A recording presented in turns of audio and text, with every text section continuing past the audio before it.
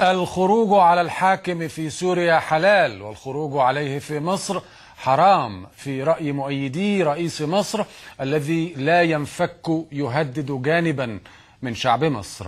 هؤلاء العابثين الذين يريدون أن يستخدموا العنف أو يخوفوا الناس أو يعطلون الحياة والإنتاج سنأخذهم بكل حسم ولا مجال لهم بيننا أبدا.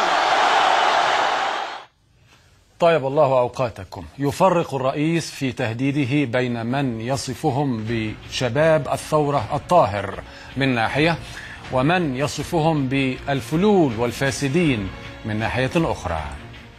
تقدم ضخم في لغة الخطاب هذه المرة، لكن الحقائق فيما يقرب من عام على حكمه تشهد على أنه لم يدخر وردة في مصالحة الفلول والفاسدين، ولا هو ادخر عصا في عقاب شباب الثورة الطاهر، ولا هو ساءه كثيرا مهرجان البراءة للجميع.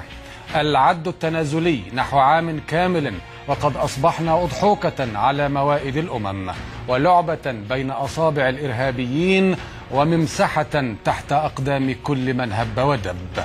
العد التنازلي نحو عام كامل من دولة فاشلة سياسيا واقتصاديا وأمنيا، وبين أيدينا 100 شهيد وآلاف المصابين والمحبوسين والمكتئبين والمهدرة حقوقهم.